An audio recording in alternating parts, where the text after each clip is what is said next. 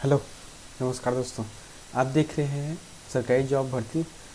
आज के सब्जेक्ट है कि महिला एवं बाल विकास की जो महिला परीक्षक भर्ती हैं, जो खुली और परिसीमित भर्ती है, उसके एक भाग है जो महिला एवं बच्चों से संबंधित जो कानून बनाते हैं, उसके बारे में आज हम चर्चा करेंगे।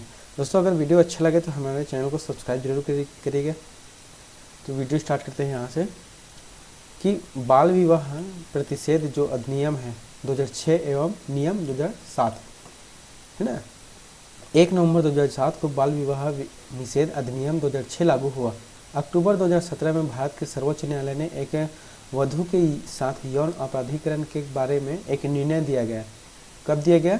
जो 1 नवंबर 2007 को लागू हुआ, जब जो कि 2006 में ये बनकर तैयार हुआ था। ठीक है, इसके हिसाब से क्या था कि 2001 की जनगणना के अनुसार जो 15 वर्षों से कम उम्र के जो बच्चियां हैं, जो लड़कियां हैं, उसके साथ जो विवाहित हैं, जो कि 1.5 लाख अर्थात 2001 की जनगणना के हिसाब से है, जो कि बहुत ही ज़्यादा है।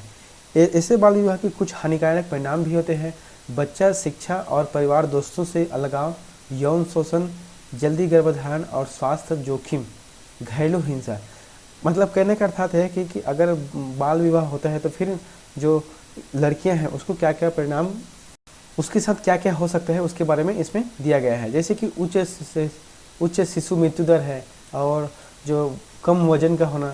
ठीक है, ये सब चीज़ का इसमें बाल विवाह से दुष्परिणाम होता है। इसका उद्देश्य क्या है कि बाल विवाह और उससे जुड़े जो आकस्मिक मामले हैं उस पर पूर्ण प्रतिबंध लगाना होता है। ठीक है, यहाँ पर नया अधिनियम बाल विवाह पर रोक लगाने के लिए, पीड़ित को राहत देने और इस तरह के विवाह को बढ़ावा देने के लिए सजा बढ़ाने के जैसे प्रावधान का उल्लेख किया गया है। अगर कोई इस तरीके से जो करतूत करता है बाल विवाह के लिए तो उसके लिए सजा का प्रावधान किया गया है। ठीक है, इस अधिनियम के तहत क्या क्या सजा रखा गया है? जैसे कि कोई वयस्क पुरुष है जो कि धारा 9 के अंतर्गत इसको बात को कहे गए हैं। तो अगर कोई वयस्क पुरुष है अर्थात 21 वर्ष से ज़्यादा जो पुरुष है उम्र में, अगर वहाँ 18 प्लस जो नीचे है, 18 से नीचे की जो लड़की है उससे शादी करता है तो बाल विवाह कहलाता है। अगर ऐसा पाया जाता है तो उस लड़के को 2 वर्ष के लिए कठोर कारावास या फिर 1 लाख रुपए जुर्माना होगा। दोस्तों, इसमें सबसे बड़ी बात एक और चीज़ इनपुट कर देता हूँ कि लड़कियों का जो एज है मैरिज करने के लिए जो 18 है, लेकिन अभी भारत सरकार जो कि कैबिनेट ने उसकी मंजूरी दी है कि इसको 21 वर्ष के लिए करना है। बस इसके जो प्रावधान है, इसके जो फाइल है वह लोकसभा और राज्यसभा में जैसे ही पारित होगा, राष्ट्रपति जैसे ही दस्तखत करेंगे तो फिर यहाँ अधिनियम जो नियम बन जाएगा। ठीक है, लेकिन फिलहाल अभी 18 ही है। देखते हैं इसमें क्या क्या है। और जिससे कि ये तो 2 वर्ष का जो कठोर कारावास है और 1 वर्ष का जुर्माना है। ठीक है, और दूसरी बात यह है कि अगर कुछ वह विवाह में कोई जो सहायता करता है अर्थात किसी के प्रोत्साहन से बाल विवाह करता है तो जो प्रोत्साहन दिया गया है उसको भी 2 वर्ष का कारावास और 1 लाख रुपए जुर्माना का प्रावधान किया गया है।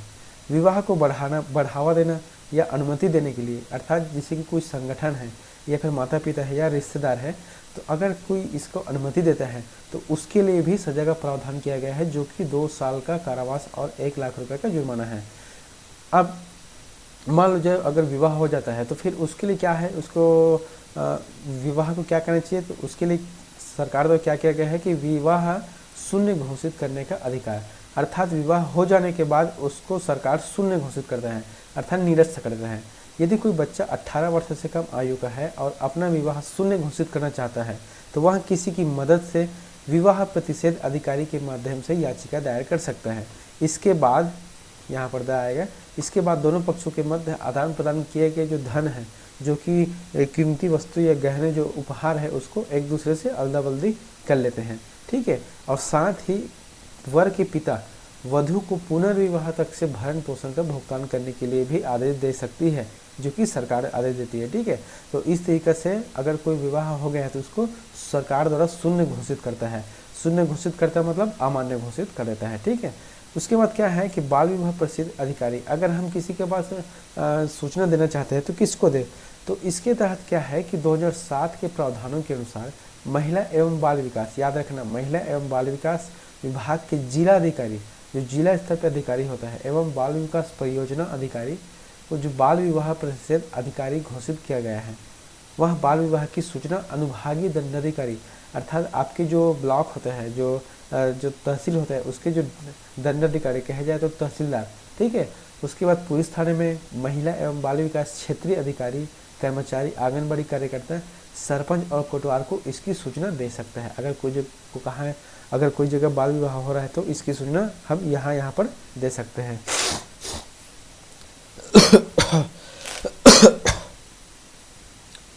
बाल विवाह के दुष्परिणाम क्या क्या होता है, इसको अच्छे से समझ लेते हैं। किसी भी सामाजिक एवं आर्थिक पृष्ठभूमि से क्यों न हो, एक पूर्ण और परिपक्व व्यक्ति के लिए विकसित होने का अधिकार होता है, जो इसका हनन होता है। क्योंकि देख, 18 से कम वर्ष की लड़कियों की जब शादी होता है तो वह मानसिक और शारीरिक रूप से परिपक्व नहीं होती, इसलिए उसका जो शोषण है, अर्थात उसका जो अधिकार है, वहाँ हनन हो जाता है। ठीक है, बाल विवाह से अच्छा जो स्वास्थ्य मिलना चाहिए, अच्छी पोषण और शिक्षा मिलना चाहिए, या फिर ये सब चीज़ नहीं मिल पाता, तो क्या होता है कि यहाँ पर हिंसा और उत्पीड़न या शोषण के जो मूलभूत अधिकारों का हनन हो जाता है, अर्थात ये शोषण उत्पीड़न बढ़ जाता है। ठीक है, जल्दी विवाह होने का मतलब है जल्दी माँ बनना। जब जल्दी माँ बन जाएंगे तो यहाँ पर क्या है, शारीरिक दृष्टि से तैयार नहीं हो पाती, जिससे जच्चा और बच्चा दोनों को खतरा रहता है, अर्थात बच्चा का वजन कम हो जाता है, जो कि कुपोषण का शिकार हो जाती है। ठीक है, उसके बाद क्या है कि सामाजिक अलगाव। जब लड़की 18 साल से कम रहती है और वह विवाह करती है तो इसका मतलब वो अपने दिमाग में ये सोचती है कि थोड़ा सामाजिक अलगाव होता है, जिससे क्या होता है कि सेहत और विकास खुशहाली में उसकी प्रगति को रोक देती है, क्योंकि वो अच्छे से स्वास्थ्य नहीं रह पाती। तो क्या हुआ कि शिक्षण का अधिकार भी हनन हो जाता है, क्योंकि जब 18 वर्ष से कम जो शादी हो रही है तो फिर वह शिक्षा का अधिकार प्राप्त नहीं कर पाती, जिससे रोजगार पाने और आर्थिक रूप से स्वतंत्र होने की संभावना भी खत्म हो जाती है। ठीक है, इसको हम समझ सकते हैं। उसके बाद इसका एक टॉपिक भी है सिलेबस में कि दहेज प्रतिषेध अधिनियम 1961, ये भी वेरी वेरी इंपॉर्टेंट है। आप हमारे वीडियो को देखते रहें और दोस्तों वीडियो को किसी भी तरीके से स्किप मत करें, क्योंकि आप अगर स्किप करोगे तो आपको समझ नहीं आएगी और आपके पास जब क्यूज आएगा, MCQ आएगा, तो फिर आप अच्छे से हल नहीं कर पाओगे। ठीक है, यहाँ से देखते हैं दहेज प्रतिषेध अधिनियम 1961। ठीक है, ऐसी संपत्ति, अब देख दहेज क्या होता है कि ऐसी संपत्ति या मूल्यवान प्रतिभूति जो विवाह के समय या विवाह के बाद या उसके पश्चात विवाह के एक पक्षकार द्वारा दूसरे पक्षकार को या लड़के के पिता के तरफ से कथित रूप से मांगी गई, कथित रूप से जो मांगी गई वस्तु, जो मूल्यवान वस्तु होते हैं, उसको दहेज कहा जाता है। ठीक है, अगर कोई लड़के के पिता अगर लड़की के पिता को मांगता है कुछ भी मूल्यवान वस्तु, तो फिर वहाँ दहेज कहलाता है। उसके बाद क्या है कि दहेज क्या नहीं हो सकता, अगर किसी वस्तु को, अगर किसी वर कन्या और वर को अगर कोई उपहार दे जाता है, लेकिन उपहार में अगर सूचीबद्ध है, अर्थात पहले से बोला गया हो, और साथ ही लड़के और लड़कियों का इसमें हस्ताक्षर भी होना चाहिए, और दूसरी बात, जो व्यक्ति मूल्यवान वस्तु दे रहा है तो वह अपनी जो आर्थिक स्थिति है उससे अधिक ना हो, उससे अधिक ना हो, तो ऐसी स्थिति में उपहार दहेज के अधिनियम कानून के दंड का प्रावधान। अब इसमें अगर बन जाता है तो इसमें दंड का प्रावधान भी लिया गया है। ठीक है, अब इसमें क्या क्या दंड हो सकता है, कोई व्यक्ति जो दहेज देगा या लेगा अथवा दहेज देने के लिए जो उकसाता है, तो फिर उसके लिए 5 वर्ष तक के कारावास तथा 15,000 रुपये तक दंड करने का प्रावधान है। कोई व्यक्ति यथास्थिति वर या वधू को या उसके माता पिता या साक्षर से किसी दहेज की प्रत्यक्ष या अप्रत्यक्ष रूप से मांग, यहाँ पर देखना प्रत्यक्ष या फिर अप्रत्यक्ष मांग करेगा तो उसको भी 6 माह से 2 वर्ष तक के कारावास या फिर 10,000 रुपये तक से जुर्माना दंडित कर सकता है। ये सरकार का नियम है। ठीक है, अब इसमें क्या है, दहेज अपराध का संज्ञान। दहेज अपराध का संज्ञान हम किसको दें, तो फिर इसके संज्ञान के लिए हम महानगर के मजिस्ट्रेट या फिर प्रथम वर्ग न्यायिक मजिस्ट्रेट होता है, या फिर हम कह सकते हैं कि जिला जो न्यायालय होता है, जिला दंडाधिकारी, उसके पास हम अपने अपराध की सुनवाई कर सकते हैं। यहाँ पर हम डायरेक्ट किसी न्यायालय या फिर जो महानगर मजिस्ट्रेट है उसको हम नहीं कर सकते, क्योंकि इसकी जो सुनवाई होते हैं वो होता है जिला, जो जिला मजिस्ट्रेट होता है वहाँ पर होता है। ठीक है, हाँ, यहाँ से। और इसमें क्या है, अपनी जानकारी या फिर ऐसे अपराध को गठित करने वाले तथ्यों की पुलिस रिपोर्ट पर आप इसको पुलिस के पास रिपोर्ट भी करा सकते हैं, या फिर पीड़ित व्यक्ति के माता पिता या रिश्तेदार द्वारा किसी प्राप्त मान्यता प्राप्त संगठन, आप किसी संगठन जो जन कल्याण संबंधी जो संगठन होते हैं उसको भी आप अपनी बातें बता सकते हैं। ठीक, उसके बाद आता है दहेज प्रतिषेध अधिकारी। अब अधिकारी कौन होता है कि अधिनियम 1961 के तहत जिला एवं महिला बाल विकास अधिकारी और बाल विकास परियोजना अधिकारी को दहेज प्रतिषेध घोषित किया गया है। मतलब सरकार द्वारा इसको नियुक्त किया गया है कि नोडल बनाया गया है कि आप इसको हैंडल कर सकते हैं। तो यहाँ पर अधिकारी को सलाह देने के लिए, एक प्रकरण की समीक्षा करने के लिए दहेज प्रतिषेध सलाहकार बोर्ड का गठन भी किया गया है। इसके आधार पर कर सकते हैं। उसके बाद क्या है कि आईपीसी धारा 304 जो कि खा कहलाता है। देखो आईपीसी की धारा, दो धारा इसी जो मेन है, इसी इसमें क्या है, आईपीसी की धारा 304 खा में क्या है, दहेज हत्या के बारे में दिया गया है। दहेज हत्या क्या है कि अगर स्त्री की मृत्यु हो जाती है और मृत्यु की वजह जलने से या फिर शारीरिक चोट से हुआ हो या फिर विवाह के पश्चात 7 वर्ष के भीतर अमान्य स्थिति में होती है, तो यहाँ एक दहेज हत्या के रूप में गिना जाता है। ठीक है, तो इसके लिए पति या फिर उसके रिश्तेदार को जवाबदेही या फिर उसके प्रमुख जवाबदारी के रूप में देखा जाता है। तो इस तरह के अगर कृत्य होता है तो उसके लिए क्या प्रावधान किया गया है, दहेज 7 वर्ष का कारावास या फिर आजीवन कारावास का भी प्रावधान इसमें किया गया है।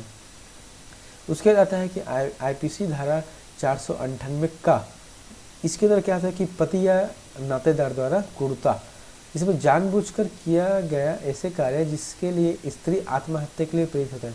कुछ ऐसे काम कर देते हैं जिससे स्त्री सोचती कि नहीं मुझे आत्महत्या कर लेना है, तो ऐसे में शारीरिक और मानसिक रूप से गंभीर क्षति या खतरा होने की संभावना हो, या स्त्री को मूल्यवान वस्तु के लिए जो प्रताड़ित करे, तो स्त्री के पति या उसके रिश्तेदार को 3 साल के लिए तक कारावास और जुर्माने के भी दंडित किया जा सकता है। दहेज प्रतिषेध अधिनियम 2004, देखो छत्तीसगढ़ जो कि 1 नवंबर 2000 को गठित हुआ, जबकि जो नियम है 1961 में पहले से बन चुका है।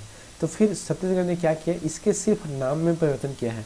छत्तीसगढ़ के बनने के बाद इन संक्षिप्त नाम में छत्तीसगढ़ दहेज प्रतिषेध अधिनियम नियम 2004 किया गया। ठीक है, इसके अनुसार से छत्तीसगढ़ के भीतर राजपत्र में प्रकाशित किया गया।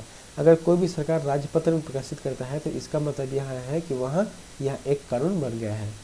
ठीक है, अब इसको शिकायत कहाँ करें, सबसे बड़ी जो बात यह है कि शिकायत कहाँ करें, तो कोई भी व्यक्ति अथवा उसके माता पिता ऐसे पीड़ित व्यक्ति के अन्य संबंधी अथवा प्राप्त मरणतक कल्याण, जो मरणतक प्राप्त कल्याण संस्था या संगठन व्यक्तिगत रूप से या फिर डाक के माध्यम से भेजकर उस अधिकारी को लिखित शिकायत कर सकते। दोस्तों ये तो था टॉपिक। अब आपको मैं एक क्विज कराता हूँ, लगभग 10-11 क्वेश्चन का है। आप इसको सही जवाब दीजिए और साथ ही अपने जो तैयारी कर रहे हैं उसको आप चेक कर सकते हो। ठीक है, यहाँ पर मैंने 4 ऑप्शन दिया है, आंसर को तो मैं ही बताऊँगा, लेकिन आप भी अपना वीडियो को पॉज करके देख सकते हैं कि इसमें आंसर क्या आएगा। तो पहला वीडियो है, मतलब पहला क्वेश्चन है कि बाल विवाह करने वाले वयस्क पुरुष को दंडित करने का प्रावधान किस धारा में है। तो मैंने पीछे अभी जो पेज आया था उसमें बताया था कि धारा 9 के आधार पर बाल विवाह के जो वयस्क पुरुष है उसको दंडित कर सकते हैं। उसके बाद आता है आदेश का उल्लंघन करके किए गए विवाह की प्राकृतिक देख, कोई आदेश जो सरकार द्वारा किया गया है उसकी बात को अगर उल्लंघन करते हैं और शादी कर लेते हैं तो यह सरकारी रूप से क्या होता है, आरंभात्मक शून्य, मतलब आरंभ से ही शून्य इसको माना जाता है, कि इसको शादी नहीं माना जाता। तीसरा क्वेश्चन क्या है कि बाल विवाह हेतु निम्न दोषी माने जाते हैं। किसको दोषी माना जा सकते हैं बाल विवाह के लिए, पुजारी को है, माता पिता को है, या फिर विवाह में सम्मिलित व्यक्ति। तो इसमें क्या आ जाएगा, सा, विवाह में सम्मिलित व्यक्ति, क्योंकि विवाह में पुजारी, माता पिता और उसके रिश्तेदार भी रहते हैं। तो अगर बाल विवाह में जाते हैं तो फिर ये सभी दोषी पाए जाते हैं। उसके बाद है धारा 13 के अनुसार अधीन न्यायालय आदेश दे सकता है। क्या दे सकते हैं आदेश, कि बाल विवाह, यहाँ पर हर रहेगा, बाल विवाह प्रतिषेध अधिकारी के आवेदन पर। दूसरा है किसी व्यक्ति के परिवार पर, और तीसरा स्वप्रेरणा से, या फिर चौथा है उपयुक्त सभी। तो इसका आंसर आ जाएगा डी, मतलब धारा 13 के अधीन न्यायालय आदेश दे सकता है। क्या आदेश दे सकते हैं कि आप किसके पास आवेदन कर सकते हैं, तो किसी व्यक्ति के परिवार पर या खुद वहाँ पर जाकर ये आवेदन दे सकते हैं। ठीक है, इसका 5वां क्वेश्चन है कि वयस्क पुरुष जो बाल विवाह की संविदा करता है तो उसे दंडित किया जाएगा। अगर कोई वयस्क पुरुष है बाल विवाह की संविदा करता है, अगर बाल विवाह करता है तो उसके दंड के प्रावधान क्या है, उसके दंड के प्रावधान है 1 और 2, यानी कि सा, मतलब 2 वर्ष की कठोर कारावास होगा, साथ ही साथ 1 लाख रुपए तक की जुर्माना भी हो सकता है। उसके बाद 6वां आता है कि बाल विवाह को अकृत घोषित करने के लिए कराने के लिए याचिका कहाँ दाखिल कर सकते हैं? तो फिर देख, इसको बाल विवाह को जो शून्य घोषित करना है या फिर रोकना है, तो इसके लिए आप जिला न्यायालय जो है वहाँ पर आप आवेदन कर सकते हो, और उच्च न्यायालय और सिविल न्यायालय में ये सब चीज़ की सुनवाई नहीं होगी। ठीक है। उसके बाद 7वां क्वेश्चन आता है कि यदि दहेज लेने वाला व्यक्ति दहेज लौटाने में असफल रहता है तो फिर उसका आंसर क्या हो जाएगा? तो फिर उसको उपयुक्त दोनों अर्थात 6 माह से 2 वर्ष तक की जेल भी हो सकती है, साथ ही साथ 5,000 से 10,000 रुपये तक से उसको जुर्माना लग सकता है। 8वां प्रश्न है कि दहेज, यहाँ पर 6 हो गया है, दहेज प्रतिषेध अधिनियम में कुल कितनी धारा है? तो दहेज प्रतिषेध अधिनियम में कुल मिलाकर 10 धारा है, आपको याद रखना है। हालांकि मैंने ऊपर धारा 13 कहा है, लेकिन मुख्यतः रूप से 10 है, क्योंकि जो धारा 13 है ये उप भाग में आता है। उसके बाद दहेज, यहाँ पर आ जाएगा, दहेज प्रतिषेध अधिनियम कब पारित हुआ? वेरी वेरी इंपॉर्टेंट है। यहाँ है 20/5/1961 या फिर 20 मई 1961, बहुत ही इंपॉर्टेंट है, इसको याद करना, क्योंकि ज़्यादातर ऐसी देकर कन्फ्यूजन आपको कर सकते हैं, तो फिर यहाँ पर दे सकते हैं। उसके बाद 10वां क्वेश्चन है कि दहेज कैसे दिया जा सकता है? प्रत्यक्ष रूप से, अप्रत्यक्ष रूप से, दोनों तरीके से। तो यहाँ है दोनों तरीके से। प्रत्यक्ष रूप से अर्थात अगर हम किसी को देते हैं डायरेक्ट, जैसे कि कोई डिमांड करता है, कार है या बाइक है, गाड़ी है, इस तक का, तो ये प्रत्यक्ष हो गया। लेकिन अप्रत्यक्ष मतलब अगर उन सब चीज़ों का कीमत बनाकर एक चेक के माध्यम से या पैसा देते हैं, तो ये फिर अप्रत्यक्ष की गिनती में आता है। उसके बाद 11वां क्वेश्चन अंतिम है, यदि कोई व्यक्ति दहेज लेने के लिए दुष्प्रेरित करता है, अर्थात जो दहेज देने के लिए या फिर लेने के लिए जो सहमति भरता है, तो कितनी सज़ा है उसके लिए? तो उसके लिए कम से कम 5 वर्ष है, 5 वर्ष से ज़्यादा नहीं है, उसको 5 वर्ष से कम उम्र तक से सज़ा दे सकता है। तो दोस्तों, इस तरह से हमारा वीडियो का आज का वीडियो कंप्लीट हुआ। मिलते हैं नेक्स्ट वीडियो में। अगर वीडियो अच्छा लगे तो हमारे चैनल को लाइक करें, कमेंट करें और साथ ही साथ सब्सक्राइब करें, और बगल में जो बेल आइकन की घंटी है उसको भी दबाना ना भूलें।